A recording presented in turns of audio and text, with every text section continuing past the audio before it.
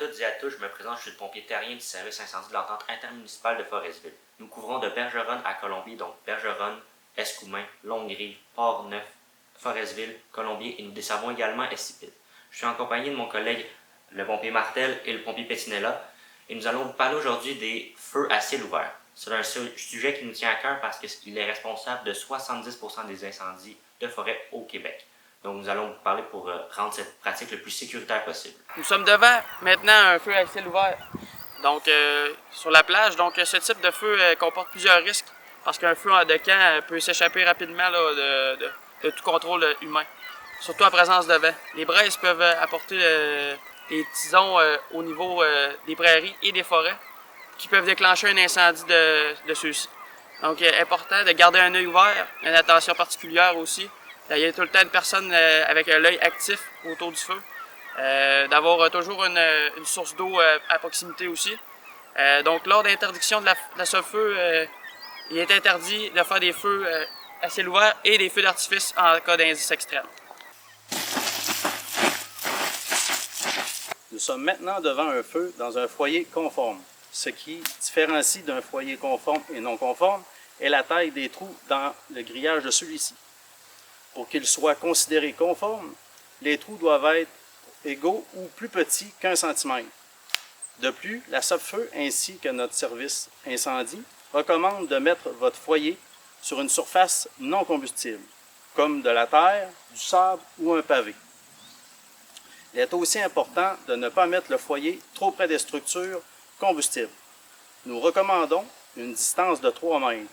Le feu, peu importe la taille, ne doit jamais être laissé sans surveillance. Et il est primordial de l'éteindre complètement avant de quitter.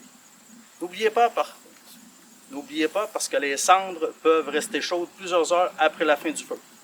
C'est bien que tu parles des cendres, car il faut disposer de façon sécuritaire les cendres est une étape importante pour la prévention des incendies. Pour se débarrasser des cendres, il faut attendre un minimum de 48 heures et s'assurer qu'elles ne sont plus chaudes avant de les ramasser et de les mettre dans un récipient de métal et dans la mesure du possible avec un couvercle hermétique. Il est fortement recommandé d'humidifier les cendres pour s'assurer d'une extinction complète. Vous pouvez par la suite les jeter avec vos ordures domestiques. Il est important de ne jamais jeter des cendres dans la nature car il pourrait démarrer un incendie. Comme on peut voir, on est en compagnie d'une installation non conforme parce qu'on ne respecte pas du tout le 3 mètres de distance avec n'importe quelle structure. Et comme on peut le voir, on est sur du gazon. En cas de sécheresse, le gazon va propager la chaleur du foyer vers d'autres structures combustibles et on n'a pas de pare étincelles. Donc les étincelles vont monter, ils vont prendre sur des branches d'arbres, sur des structures, puis ça peut provoquer un incendie même à des kilomètres plus loin quand ça va retomber au sol. Malheureusement, vous ne pouvez pas brûler n'importe quoi lors de vos feux. Vous pouvez brûler du bois naturel non traité comme des branches, des bûches et des arbres morts. Vous avez aussi le droit de brûler des résidus de jardinage comme des petites brindilles ou des branches de façon raisonnable. Ce qui n'est pas permis de brûler, ce sont du bois traité, peinturé ou verni en raison des fumées toxiques qu'ils dégagent lors de leur combustion. Vous n'avez pas non plus le droit de brûler des déchets domestiques, des électroménagers ou toute autre substance considérée comme dangereuse. Pour pouvoir faire un feu à ciel ouvert, comme nous avons montré précédemment sur la plage, il vous faut un permis qui est obtenable gratuitement auprès de votre municipalité. Donc, peu importe où vous habitez, vous appelez la municipalité et vous allez pouvoir avoir un permis de brûlage gratuitement sans problème. Donc, pour résumer, vous avez le droit de faire des feux dans un foyer conforme en tout temps, sans permis.